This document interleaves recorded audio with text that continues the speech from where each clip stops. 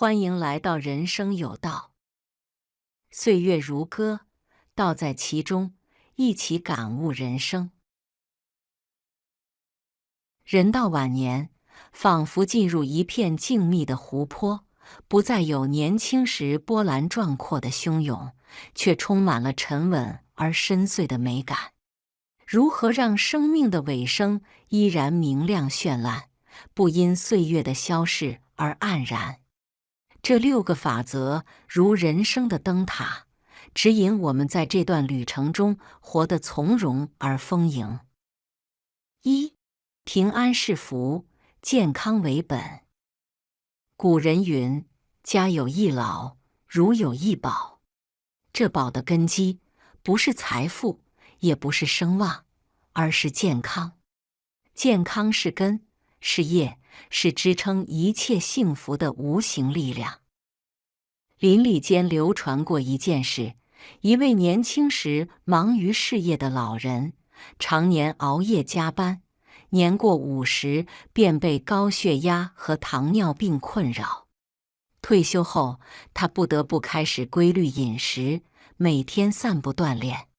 他说，过去以为钱能解决一切问题，后来才发现，钱再多，买不到健康。健康是基础，失去了它，人生的画卷也会褪色。春日赏花，夏夜观星，秋时品月，冬日煮茶。拥有健康，才能与自然的四季共舞，与自己的内心和解。2. 财务独立，晚年幸福的基石。老年人的幸福生活离不开财务独立。金钱不仅是保障生活质量的基础，更是维护人格尊严的关键。许多中国老人因过早将财产过户给子女，或缺乏储蓄意识，导致晚年失去经济主动权，生活陷入困境。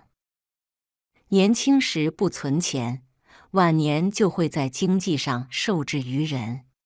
现实中，人性在面对压力时经不住考验。即使亲情深厚，当老人没有财务保障时，生活质量也难以维持。因此，保持财务独立，既能确保自己的基本需求，也能减轻子女的负担，让亲情更纯粹。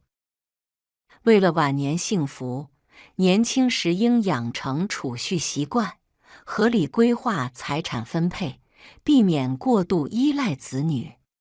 财务上的自主权不仅能带来安全感，更能让老年生活过得从容有尊严。3. 修身养性，知足常乐。修身不仅是身体的锻炼，更是心灵的陶冶。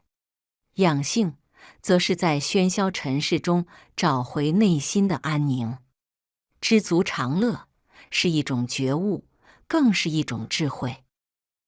有一位远房长辈，年轻时对事业的执着近乎苛刻，总是用极高的标准要求身边的每一个人。直到晚年，他才渐渐领悟，生活并非需要时时刻刻追求完美。于是，他学起了书法，也爱上了插画。如今，他的小书房挂满了自己的作品，院子里四季都有花香。他曾笑言，人这一辈子折腾来折腾去，最后发现，其实最美的是过程，而非结果。修身养性让人内心柔软，学会接纳不完美，也学会在小事中感受到大美。4. 珍惜家庭，善待亲人。树欲静而风不止，子欲养而亲不待。晚年最美好的陪伴，不在外人，而在家人。然而，许多人在年轻时忽视了与家人的沟通，等到老了才后悔未能早些珍惜。记得一位老人曾经对我讲，他年轻时对孩子要求很严格，几乎从未赞扬过他们。直到自己生病住院，孩子们因工作忙碌而鲜少探望，他才意识到自己把关爱藏得太深，深到家人都感觉不到了。后来，他学会了表达感激，用更多的温情对待家人。几年后，家人间的感情也变得更加融洽。家庭是心灵的港湾，善待家人不仅是对亲情的珍惜，更是对自己的温暖回馈。5. 远离消耗，留住能量。人到晚年，学会做减法尤为重要。无意义的社交，不必要的应酬，不仅浪费时间，更是对身心的无谓消耗。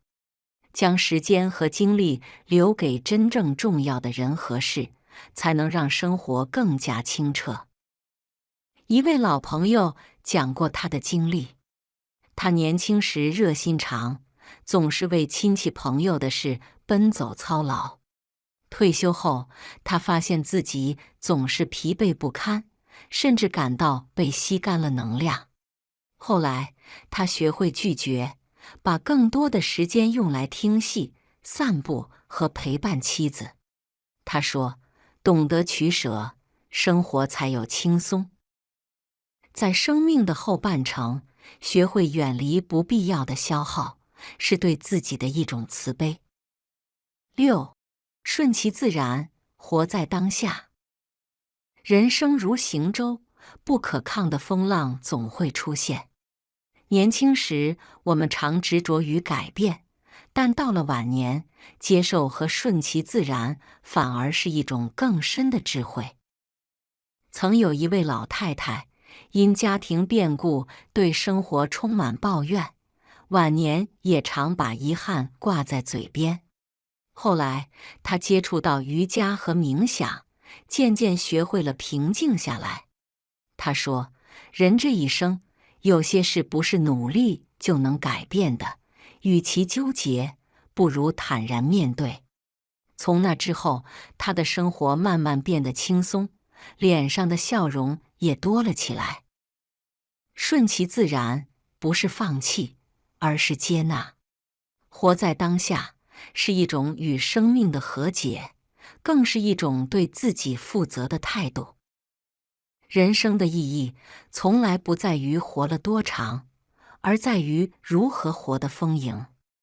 晚年的幸福，并不是一朝一夕的努力，而是年轻时的积累与智慧的沉淀。平安健康是生活的基石，财务独立是自由的保障，修身养性是精神的升华，珍惜家人是情感的依靠，远离消耗是智慧的选择，顺其自然是对生命的一种释然。这6大法则交织在一起，如同一幅悠然的山水画，静谧中蕴含深远的力量。愿我们都能在岁月的长河中，找到属于自己的幸福港湾，让每一天都如晚霞般温暖而绚丽。